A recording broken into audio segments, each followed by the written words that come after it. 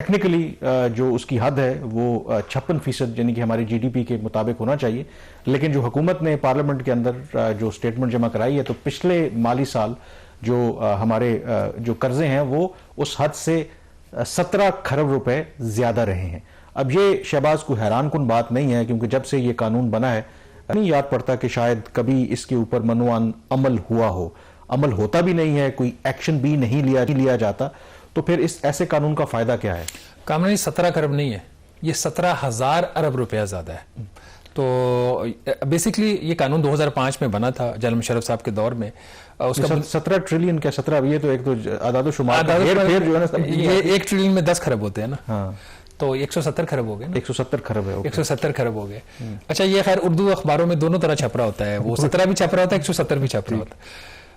بنیادی طور پر یہ قانون کروڑ بھی نہیں دیکھے تو آپ تو کروڑ نہیں، آپ کی ویلیو کروڑ کیا ہوتے ہیں میں تو وہ بھی نہیں پتا، آپ کروڑ سے زیادہ ہے، 1 کروڑ کی تو بڑی استعمال کر رہے ہیں۔ ایف بی آر کو کہتا ہوں کہ ایک نوٹس آپ کو بھی دے، آپ کے پاس کافی اثاثے بن رہے ہیں ان دنوں میں ویسے۔ اچھا، اب آ جاتے ہیں اس ایشو کے اوپر۔ ڈیٹ پالیسی سٹیٹمنٹ یہ ایک قانون کی ہی ریکوائرمنٹ ہے کہ آئی ایم ایف کہہ رہا ہوں، حکومت نے پارلیمنٹ کے اندر 31 جنوری تک ڈیٹ پالیسی سٹیٹمنٹ اور فسکل پالیسی سٹیٹمنٹ جو ہے وہ جمع کروانی ہوتی ہے۔ فسکل کی پالیسی کے اوپر ہم نے پچھلے ہفتے بات کر لی تھی۔ ڈیٹ پالیسی سٹیٹمنٹ میں بنیادی طور پر 3-4 بڑی چیزیں بتانی ہوتی ہیں کہ قرضوں کا حجم کیا رہا ہے، قرضے کیوں بڑھے ہیں، اگر بڑھے ہیں تو کیا قانون کی کوئی وائلیشن ہوئی ہے یا نہیں۔ تو وزیر خزانہ اور سیکرٹری خزانہ دونوں پارلیمنٹ کو سرٹیفائی کرتے ہیں کہ جو انفارمیشن آپ کو دے رہے ہیں ٹھیک ہے، اور اس کی وجوہات کیا ہیں۔ اس میں ایک بنیادی فرق جو ہم پہلے ایکسپلین کر رہے تھے، ان لائک ان دی امریکہ کے اندر جب وہ آپ کی جو پارلیمنٹ نے یا ان کی کانگریس نے ایک لمٹ لگائی، جب وہ بریچ ہوتی ہے تو گورنمنٹ رک جاتی ہے جب تک جو امریکن کانگریس ہے اس کو ریلیکس نہیں کرتی۔ پاکستان میں ایسا نہیں ہے۔ پاکستان میں جو لمٹ لگائی گئی ہے وہ ان اے وے سمبولک اور نوشنل زیادہ ہے۔ اگر وہ لمٹ بریچ بھی ہو جاتی ہے تو کسی کو فرق نہیں پڑتا،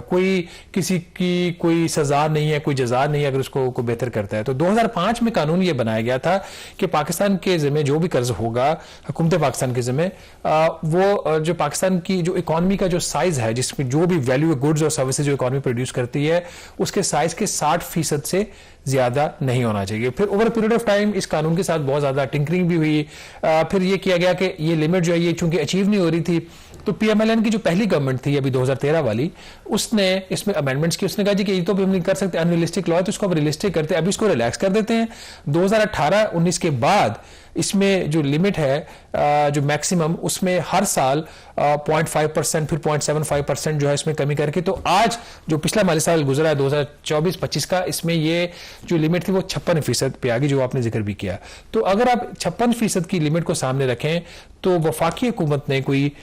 14,700 ارب روپیہ غالباً انہوں نے جو لمٹ تھی اس سے زیادہ انہوں نے جو ہے وہ اس پہ اسپینڈ کیا ہے۔ یہ ایک کہنے کو تو یہ آپ نے کر لیا، ہو گیا، بٹ جو بنیادی بات ہے 14,000 یہ 17,000 17,7% اس جو اس کی پرسنٹ جی ڈی پی سے زیادہ وہ 170 کھرب روپیہ زیادہ۔ تو ہماری جو پچھلے سال جو debt to G D P ratio تھی وہ 70.7% تھی، ہونے یہ 56% چاہیے تھی۔ تو اب لمٹ تو بریچ ہوگی، اب کسی کو کوئی فرق نہیں پڑ رہا۔ جو ہم پہلے پروگرام کے حصے میں بات کر رہے تھے نا کہ ہمارے نا ایک ہم ایشو کو ابھی تک اکنالج نہیں کر پا رہے۔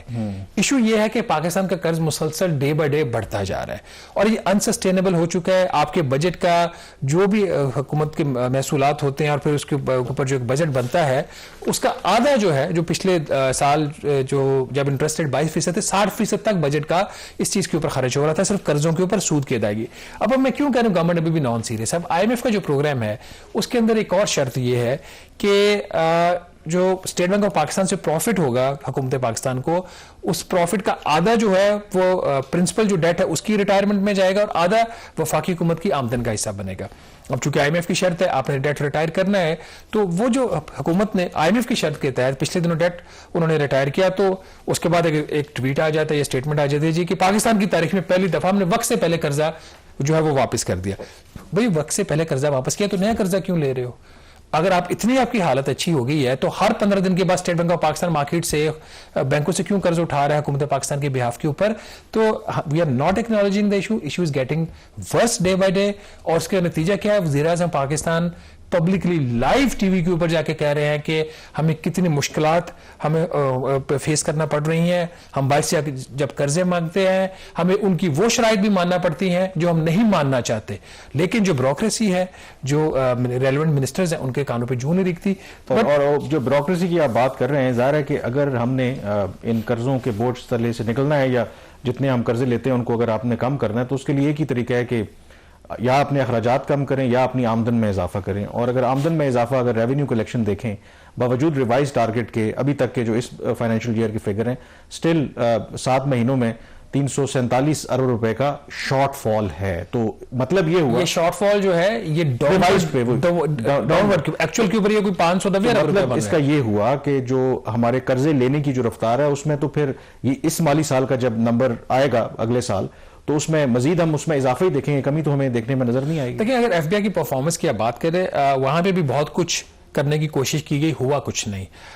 ٹیکس کے اہداف حاصل نہیں ہو رہے, ٹیکس براڈننگ کی جو کیمپین تھی وہ گورنمنٹ نے رول بیک کر دی ہے. بلکہ انٹرسٹنگلی کل Senate standing committee on finance کی جب میٹنگ تھی تو اس کے اوپر جب تھوڑی سی بات ہوئی کہ آپ کا تو وہ جو ایگزسٹنگ ٹیکس پیئرز ہیں آپ انہیں سے سارا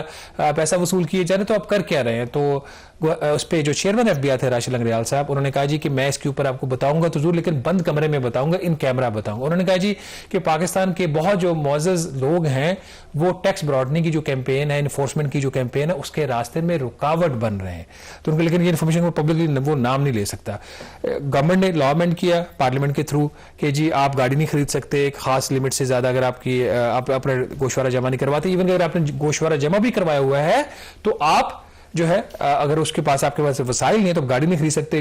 گھر نہیں خرید سکتے, پلاٹ نہیں خرید سکتے, بینک اکاؤنٹ نہیں رکھ سکتے. کیا ہوا؟ کچھ بھی نہیں ہوا, دباؤ ہے, ساری چیزیں واپس ہو گئیں. اب اس وقت صورتحال یہ ہے کہ اب جو ہم خود انفارمیشن ڈسکلوز کر رہے ہیں بہت ساری اتھارٹیز کو, آپ نے گھر لیا, آپ نے خود اس کو ڈسکلوز کیا, آپ کو رجسٹر کیا, وہ information definitely F B R لیتا ہے,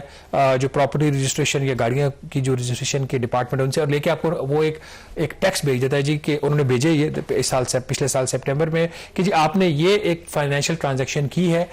تو اس کے اوپر آپ ہمارے پاس انفارمیشن آ گیا تو آپ اپنا جو گوشوارہ فائل کریں گے اس میں اس کو ڈسکلوز کریں. بھائی میں بتا رہا ہوں آپ کو آلریڈی, اب مجھے کیوں نوٹس دے رہے ہو, نجنگ وہ ٹیکس کیوں کر رہے ہو مجھے؟ There was no need for that. کل بلکہ انکشاف کیا وزیر خزانہ نے کہ مجھے خود ایک نجنگ ٹیکسٹ آیا ایف بی آر کی طرف سے کہ آپ اپنا گوشوارہ جب جمع کریں تو آپ جو ہے نا اپنی ٹرانزیکشن کو ڈسکلوز کریں. فائنانس منسٹر نے یہ تو نہیں انہوں نے بتایا کہ وہ کون سی ٹرانزیکشن تھی یا کون سی انہوں نے ڈیفینیٹلی کی ہی ہوگی, بٹ انہوں نے کہا جی یہ مجھے بھی نوٹس ہے, اور انہوں نے اس چیز کو سپورٹ کیا. اس طرح کی ایکٹیویٹی سے آپ کے جو ہے وہ آپ کے گوشوارے نہیں بڑھتے, آپ کی ٹیکس بیس نہیں بڑھتی. چیئرمین ایف بی آئی نے تو اس میٹنگ میں یہ بات ضرور کہی کہ ہم نے جو نجنگ ٹیکس بھیجے اس کی وجہ سے انہوں نے کہا جی کہ ہمارے جو گوشوارے تھے اس میں 10 لاکھ کا اضافہ ہوا. پچھلے سال اکتوبر میں 50 لاکھ تھے جو کہ 60 لاکھ ہو گئے. بٹ اگر آپ اینڈ آف دا ڈے جو ریزلٹ دیکھتے ہیں کامران, جو ٹیکس ایئر 2024 تھا اس میں جو ٹوٹل گوشوارے جمع ہوئے 80 لاکھ ہوئے, اور ٹیکس ایئر 2025 باوجود نجنگ ٹیکس میسیجز کے اور بہت سارے جو میز لے ایف بی آر نے 72 لاکھ گوشوارے جمع ہوئے. تو 8 لاکھ گوشوارے 2025 میں 2024 کے مقابلے میں کم جمع ہوئے ہیں. تو کلچر جو ہے, نیت ہے, میں کسی کی نیت پہ شک نہیں کرتا, بٹ جو موجودہ حالات ہیں اس میں ٹیکس بیس پر آرڈر نہیں ہو رہی, ایگزسٹنگ ٹیکس بیس کے اوپر بوجھ پڑ رہا ہے, نئے قرضے لیے جا رہے ہیں, اور پھر ہم وکٹری ڈکلیئر کر رہے ہیں کہ نہیں ہم نے بہت اچھا کام کیا ہے. لوگ اس کو اکنالج نہیں کر رہے ہیں, وقت سے پہلے قرضے واپس کر رہے ہیں, یہ نہیں بتا رہے کہ وقت سے پہلے آپ قرضے کیسے واپس کر رہے ہیں اور کیوں کر رہے ہیں. اور میرے خیال میں اسی لیے جو اگر پرائم منسٹر نے کھل کے پچھلے ہفتے تقریر کی تھی جس میں انہوں نے جو پاکستان کے معیشت میں جو باقی مسائل ہیں ان کا ذکر کیا تھا, تو اس کے حل کے لیے بھی ٹھیک ہے نیت پر ہم کہتے ہیں کہ شک نہیں کرتے, بٹ آئی تھنک جو بزنس ایز یوزول اپروچ ہے وہ پھر چلے گی نہیں, کیونکہ اگر آپ اس کو اکنالج کر رہے ہیں اور اس کا پھر آپ کو پتا ہے کہ جو ہم نے آغاز کیا تھا پروگرام کا امپیکٹ کیا پڑتا ہے, پھر آپ کے فیصلوں کے اوپر امپیکٹ پڑتا ہے, یعنی کہ پھر جو ایکسٹرنل فیکٹرز ہیں وہ آپ کے فیصلوں کے اوپر اثر انداز ہوتے ہیں, کیونکہ اگر آپ خود مختار نہیں ہوں گے تو پھر آپ کے فیصلوں میں بھی وہ خود مختاری جو ہے وہ جھلکے گی نہیں. یہاں پہ بریک لیں گے, بریک کے بعد ذکر کریں گے ایک اور پاکستان کے فیصلے کا جس کی وجہ سے کرکٹ کی دنیا میں اس وقت بھونچال آیا ہوا ہے. انڈیا جو ہے وہ لٹرلی جو ہے وہ اس وقت اگر آپ ان کے کامنٹیٹرز کو سنیں تو وہ پتہ نہیں کیا کچھ کہہ رہے ہیں, بٹ مور امپورٹنٹلی اس کی کرکٹ کا جو فیصلہ ہے اس کا صرف سپورٹ سے تعلق نہیں ہے بلکہ اس فیصلے کی ایک جیو اسٹریٹجک سگنیفیکنس بھی ہے. تو ان دونوں ایسپیکٹس کے اوپر بات کریں گے لیکن اس بریک کے بعد.